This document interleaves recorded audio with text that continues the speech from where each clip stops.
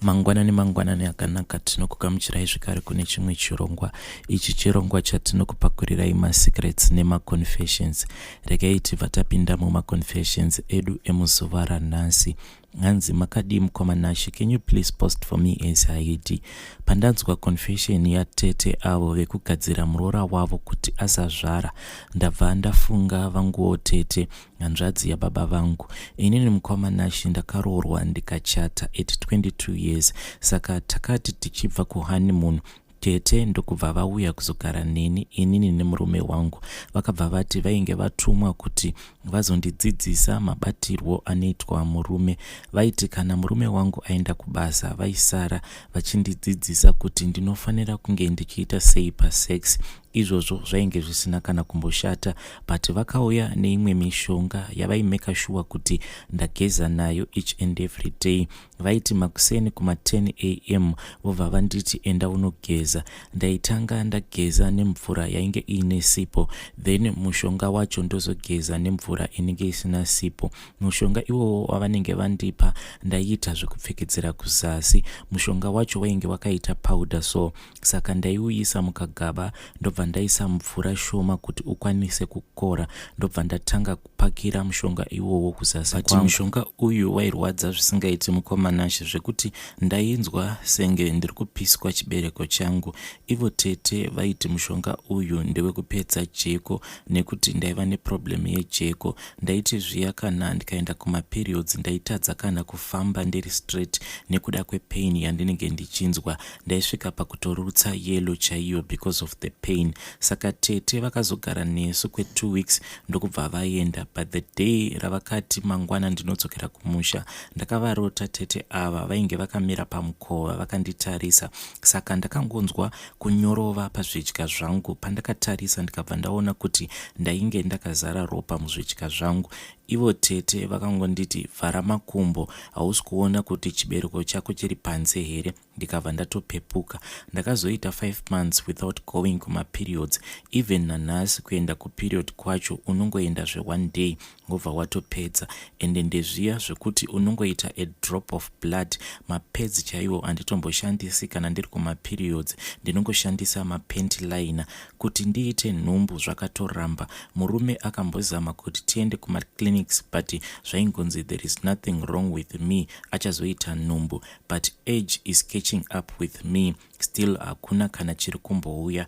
When we eventually moved out of Zimbabwe, we went kuma specialist. Zvikanzi matubes angu ainge akaita blockage. Ndikabva ndaitwa operation, but still nothing came. Saka I am a bit confused kuti kutadza mwana kwangu kwakabva kupi. Amai vangu nababa vangu vakazofa ndisina kana kumbovaudza about mishonga yandainge ndakapiwa natete. Ivo tete vapenyu havo variko kuZimbabwe. Ndinombofunga kuda kuvabvunza kuti tete, are you the person akakonzeresa kuti ndisaita mwana here? Kana vari ivo, mhosva yandainge ndakavatadzira yaiva iri yei zvekuti vanondipa mutongo unorema kudaro? Vedare ndo message yatakatumirwa nemwanasikana uyu.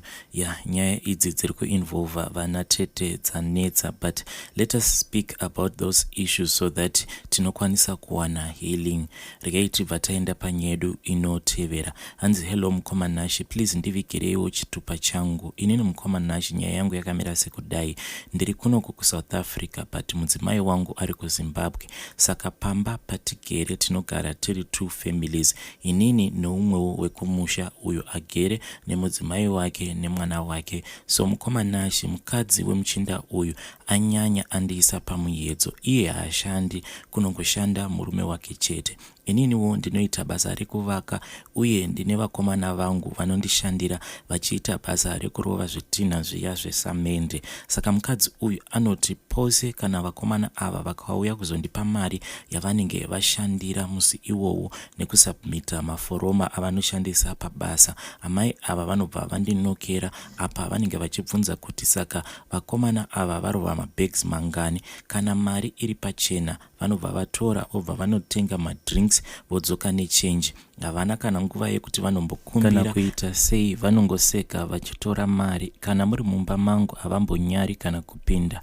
Before ndisati ndashandisa GB, vaiti kana vakaona kuti ndiri online vainyora message vobva vadelita inini ndisati ndavhura. So now nekuda kweload shedding vava kupota vachibika negasi rangu.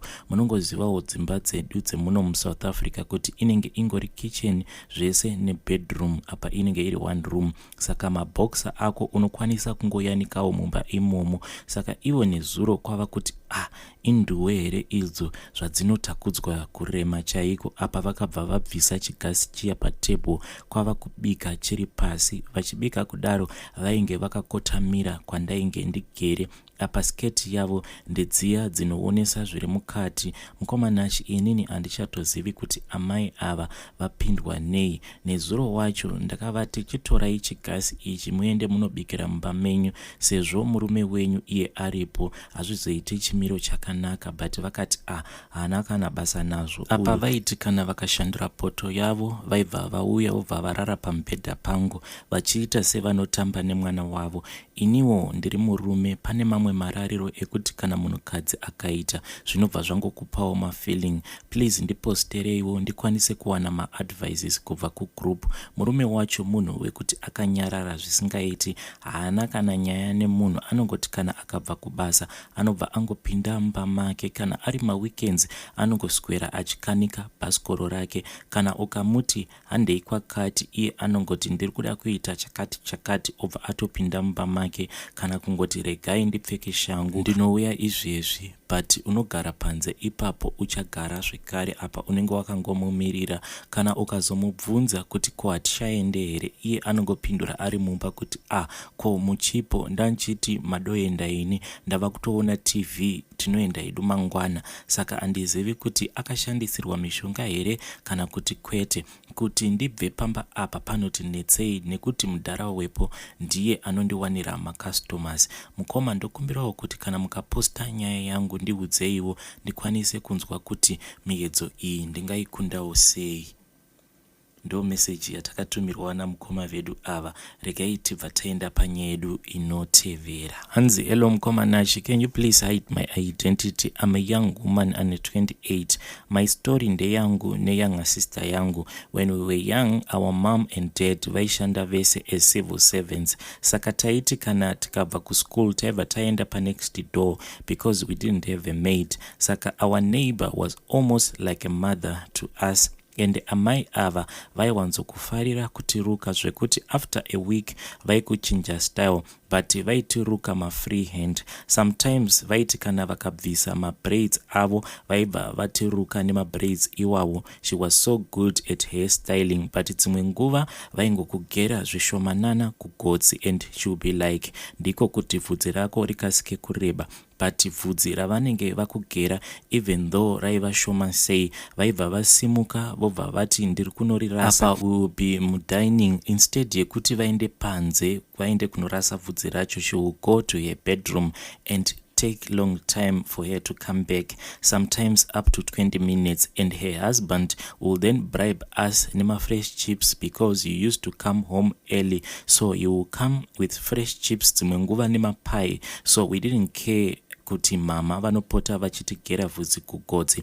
We even called her mama. So vakazotengesa imba yavo. Where she is now I don't even know, because these things zvakaitika whilst I was grade 6 till form 1. Some of the things ndava kuita ndichikanganwa because I remember her carrying me to her bedroom, but my memories acho atova blurry. I don't know exactly kuti patakaenda kubedroom takaenda kunoitei kubedroom kwacho. Nenyina wangu now munhu wekuti anorarama nemapiritsi because vakati kuchipatara iye ane mental health problems.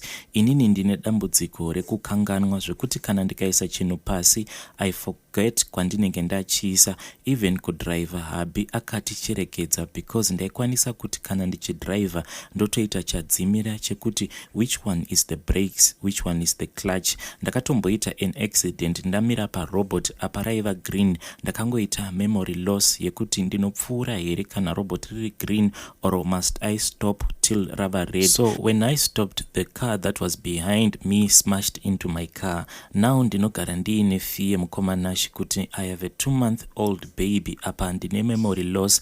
I really hope kuti kugerwa bvudzi kwatakaitwa tichiri vadiki is not connected kune zvatiri kusangana nazvo zvekuti my sister ane mental issues. Inini I suffer from memory loss. Kana mukaposta please let me know. Vidare, that was a message yatareceiva kubva kuna Haidi. Regai tibva taenda panyedu inotevera. Hanzi makadii mukoma nashi, ndokumbirawo kuti muzondiposterawo message yangu papage renyu.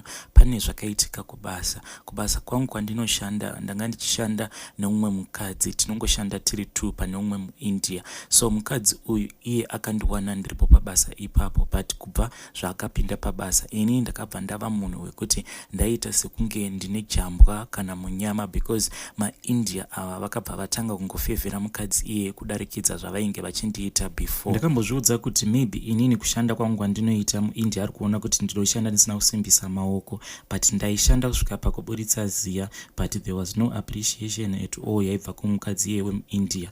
But uyu mukadzi wandainge ndava kushanda naye aingoti kana akaita kanhu kadiki diki waitonzwa ava kutokomendewa nemuIndia iye kuti thank you my dear. Dzimwe nguva taikwanisa kuti kana tava kunochaisa paya mukadzi wemuIndia aenda kufiriji obva anoburitsa chingwa, aikwanisa kungoburitsa 1 loaf obva apa mukadzi uyauya wandanda kushanda naye. Apa tainge tichishanda tiri vaviri. Saka mukadzi uyauya nekunyara iye kana tava kuenda kumba aizoti asikana ngatingokova naye chingwa ichi, but ini ndaingomudza kuti asikana handiti chingwa ichi ndimi machipiwa, chingochitorai muende nacho kumba kwenyu. Dzimwe nguva ndaigamuchira asi dzimwe nguva ndaingoramba. Saka zvinhu izvi zvakangoramba zvichingoenderera mberi mukomana. Saka situation yainge yava kubasa ndeyekuti taiti maybe tichisuka paya kana one wedu akaputsa ndiro, dzimwe nguva taisataura kuti inenge yaputswa nani, but muIndia vavo yaingoti kana patinomuzivisa kuti madam tauraya ndiro kana kuti water glass, aingonangana neni first asati ada kuziva kuti chii chaitika, obva atanga kunditi you are very careless, you are supposed to make sure kuti zvinhu zvese panapa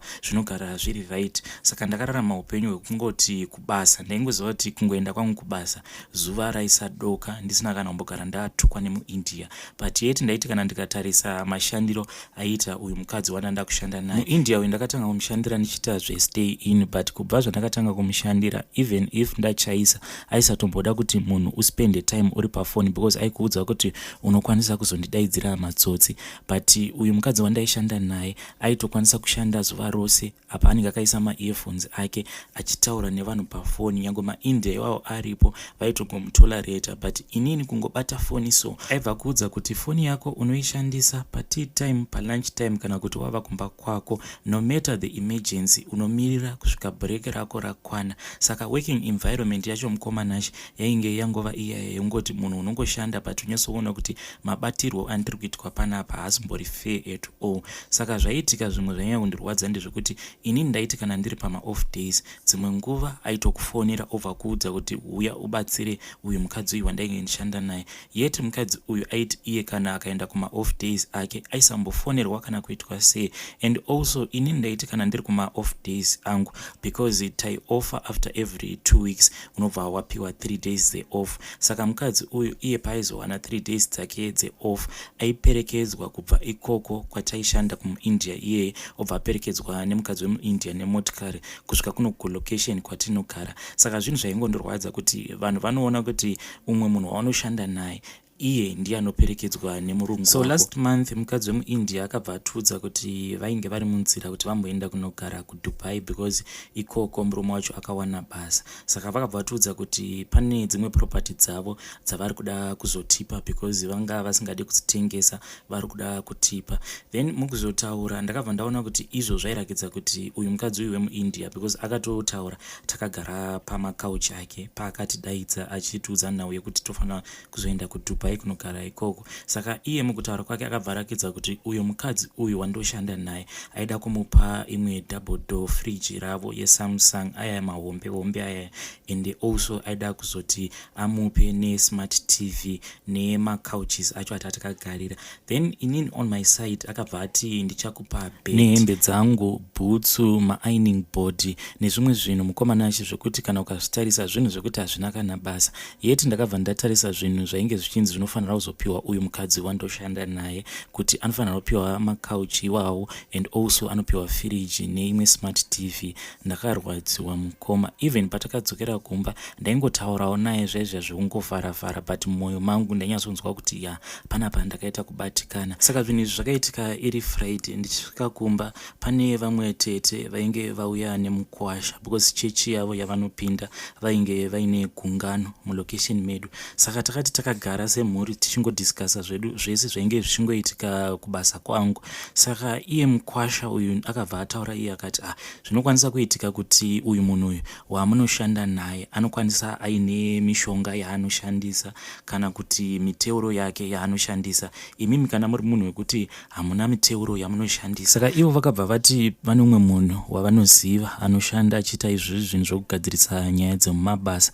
Vakazoti pavanozodzokera kwavo kwavanogara vachazotaura nemurume wangu, then vaona kuti ndinokwanisa kubatsirikana here. Saka vakazotaura nemurume wangu ndokubva vati ndinofanira kutumira picture rangu, zita rangu sename nemutupo wangu, and also ndobva ndatumidzira picture remukadzi uya wandoshanda naye, zita rake, sename yake nemutupo wake. Saka mapictures taitiwo kana tichibva kubasa ini nemukadzi uyu taingogara tichingotorana mapictures. Saka takabva taforwardira mukwasha uya mapictures angu nemukadzi uya zvese nemazita edu, ndokubva tazoitirwa munamato wacho nemunhu wacho watakaitirwa pafoni, but tainge tichishandisa foni yemukwasha wangu. Saka takabva tanzi tizotenga mucheka wered, totenga reza, totenga netsono. Takati tapedza kutenga zvinhu zviya ndakabva ndanzi mucheka iwo wered ndinofanira kungocheka kapisi kadiki but ndichishandisa reza yatainge tatenga, then ndobva ndabayirira tsono dziya. Then musi wandaenda sarudza kuti ndikuda kunokanda kamucheka kaike kakabayirwa tsono,